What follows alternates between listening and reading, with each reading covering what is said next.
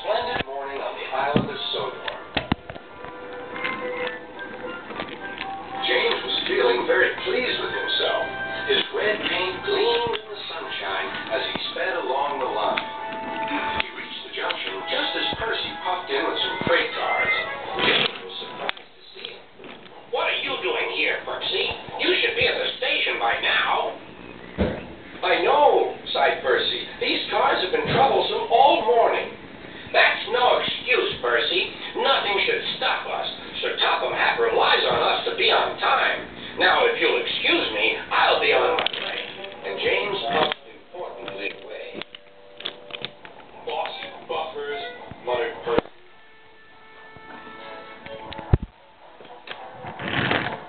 James arrived at the harbor. It was market day. The harbor yard was filled with the sweet smell of fruit from faraway lands. The fruit was delivered in big ships. James watched as strawberries, oranges, melons, and bananas were carefully loaded onto his cars. Then he set off to the station on the main line.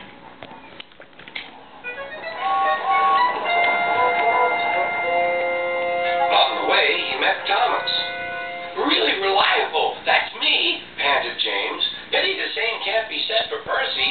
Goodbye. What was all that about? Gasped Annie and Clarabelle. That was trouble. Trouble for James. Just wait and see. Percy was back in the yard and busy shunting. He had the cars in good order and was making up for lost time. But the station master had bad news. What's happened? Asked Percy's driver.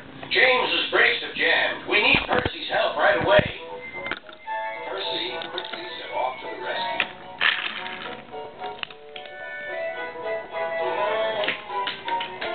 James was stuck on the line and looking glum.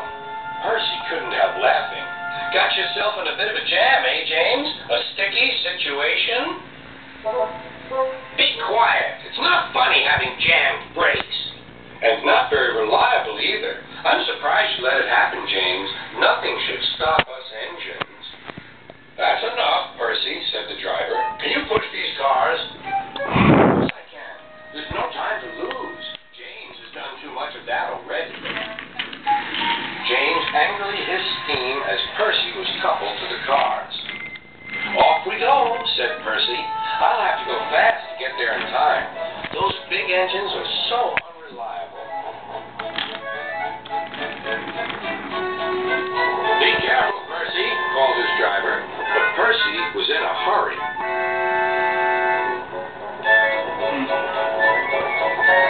He didn't see that the switch had failed and that he had been diverted into a siding.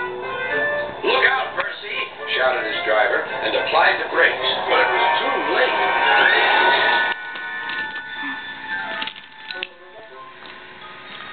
The driver and fireman had jumped clear, but squashed fruit squirted all over Percy.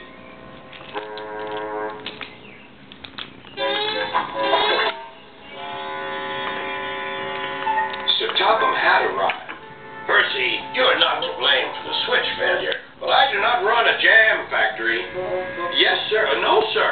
And Percy squelched sadly away. That night, the shed was silent. James and Percy felt very sorry for themselves. At last, Thomas spoke.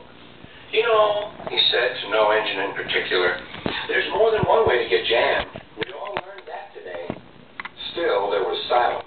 What's more, we also learned that sometimes when engines help each other out of a jam, things can still go wrong. So, said a voice, so that means we learned a lot today, and therefore